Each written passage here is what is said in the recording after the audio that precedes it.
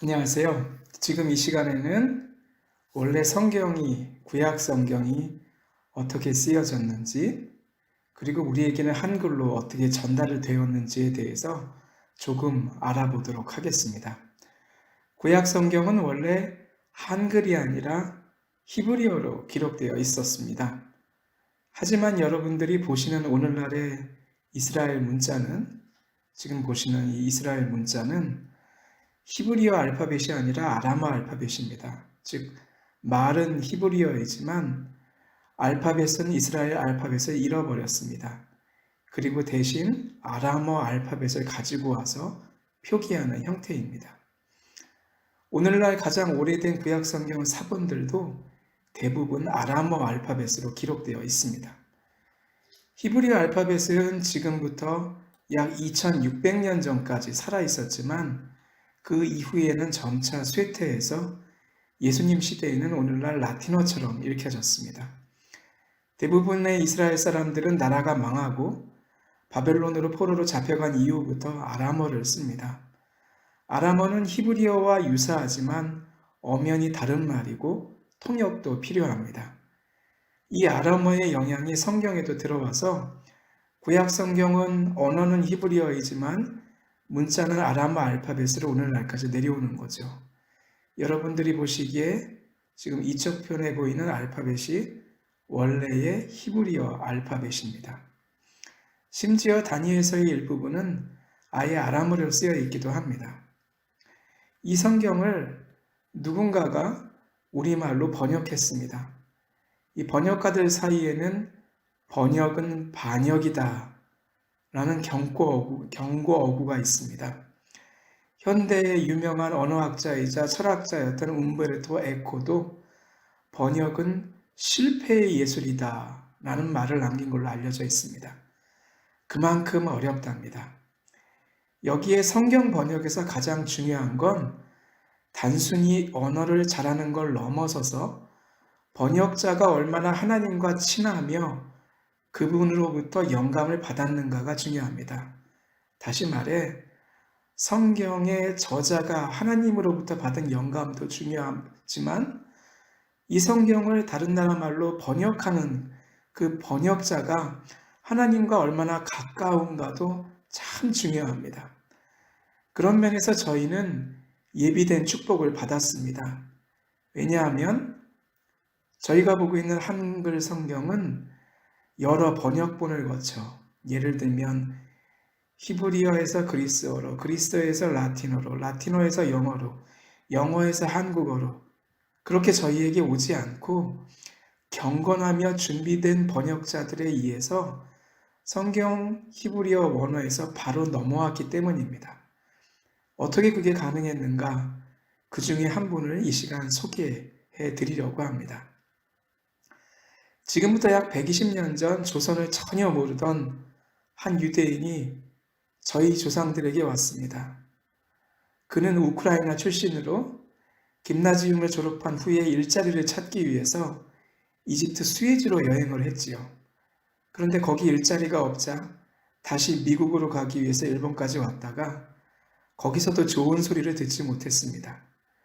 절망 가운데 그는 나가사키에서 교회에 들어갔다가 복음을 받게 됩니다. 당시 기록에 보면 그는 매우 어려웠음에도 자기 상황을 교회에 이야기하지 않았다고 합니다. 이제 다시 고향으로 돌아가려는 그를 세례를 주셨던 목사님이 붙잡습니다.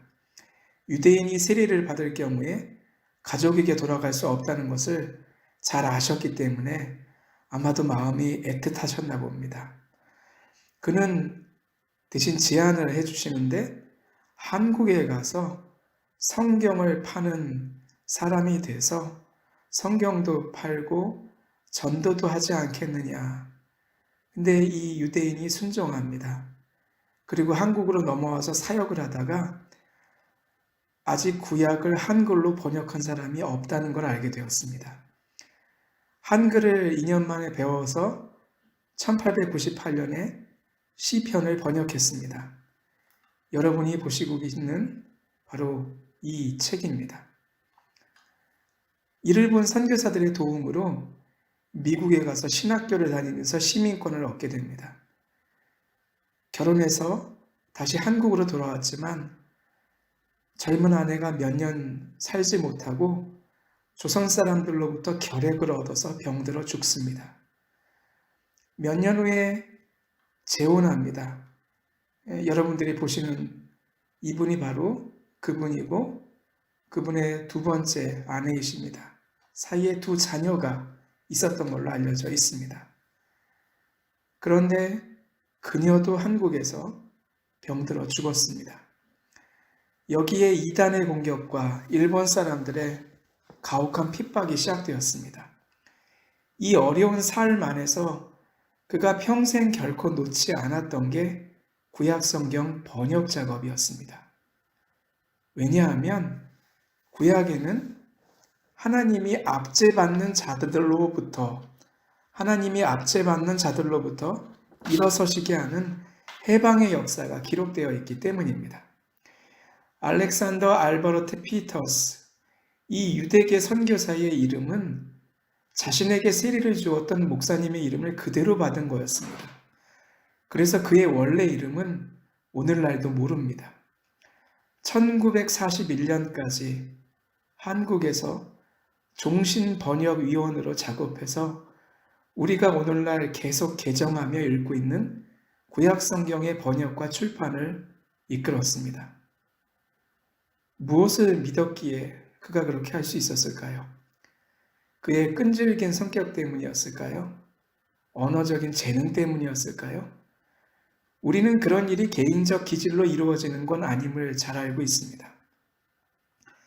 아프리카 카메룬의 시골로 단기 선교를 갔을 때 그런 생각을 한 적이 있습니다.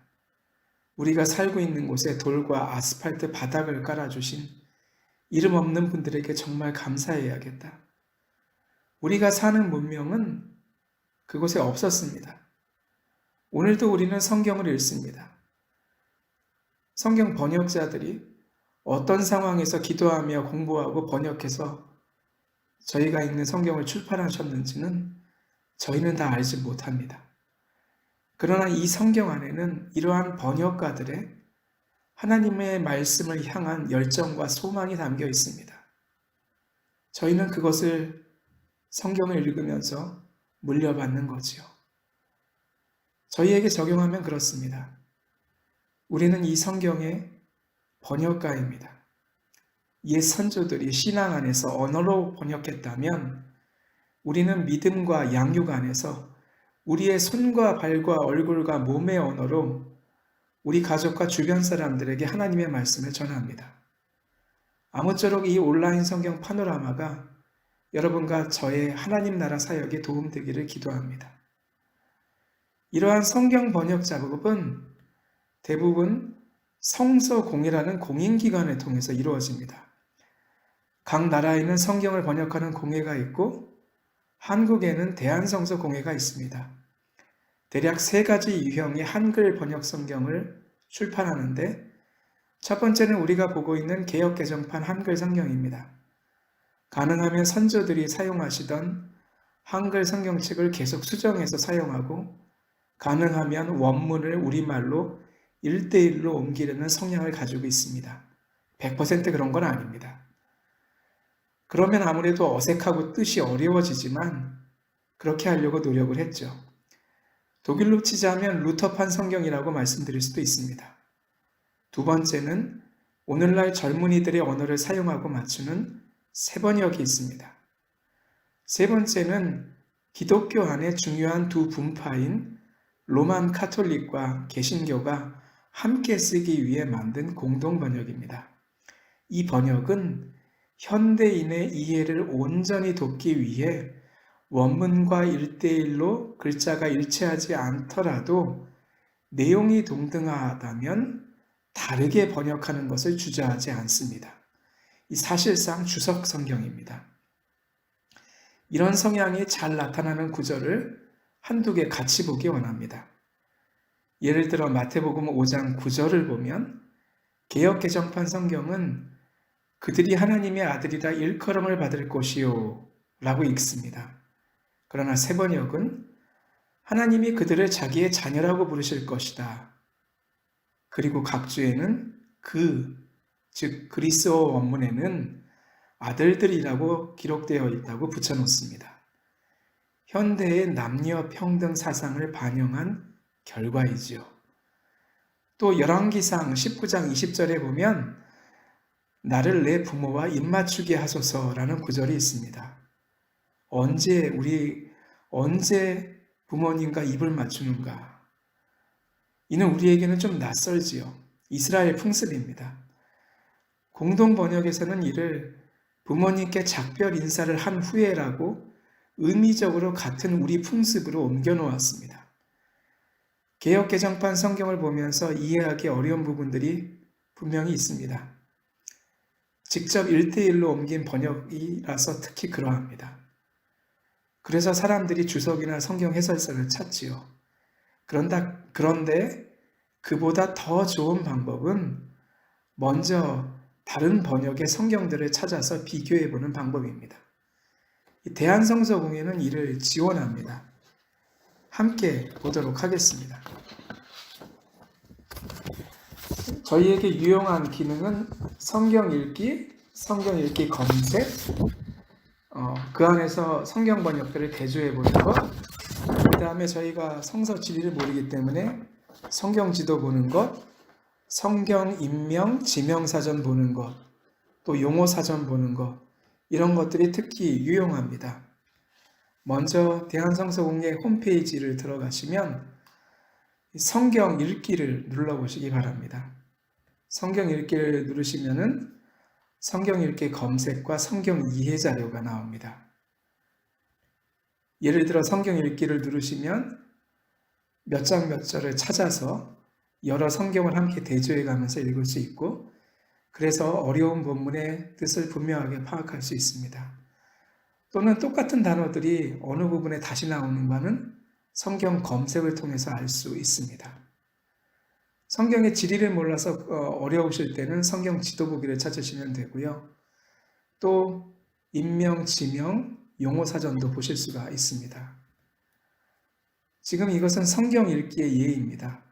들어가셔서 역번 선택에 있어서 개역개정을 선택하시고 대조로 예를 들면 새번역과 공동번역을 선택하신 다음에 누르시면 이렇게 뜹니다. 그러면 서로 간의 번역을 비교해 볼 수 있습니다. 웬만한 어려운 개역개정판의 구절들은 이렇게 보면 이해가 갑니다. 그 다음에 성경 지도 보기가 있습니다. 창세기의 세계를 알고 싶다. 클릭하시면 다음과 같이 뜹니다. 그러면 이 아라랏산, 방주, 노아의 방주가 있었던 곳 지명, 또는 가나안, 아람, 바벨론, 메소포타미아, 아브라함이 머물렀다고 하는 하란, 이런 부분들에 대한 자세한 지도 내용을 보실 수가 있습니다. 또 누르시면 용어 사전이 있는데, 예를 들면 가나안 족속들, 가브리엘, 가인, 이런 분들에 대한 정보를 사전식으로 볼 수가 있습니다. 여기서 독일판이라고 하는 것은 독일 성서공회에서 내놓은 이러한 자료들을 번역해 놓은 것이고요. 굿뉴스라고 하는 것은 미국 성서공회에서 나온 해설을 이 부분에다가 옮겨내온 것입니다. 참 유용합니다. 단어가 무슨 뜻인지 모르실 때 잘 사용하실 수 있습니다. 그것만이 아니라 인명 지명 사전도 있습니다. 가데스 바네아가 어디인지 모르겠고 거기서 무슨 일이 있었는지 모르겠다. 역시 누르시고 찾아보시면 됩니다. 성경을 이렇게 대한성서공회를 들어가셔서 여러 가지를 찾아서 읽어보실 때 굉장히 많이 큰 도움을 받으실 수 있습니다. 그렇게 이 성경 파노라마 시간에 함께 익혔으면 좋겠습니다. 오늘은 여기까지입니다. 감사합니다.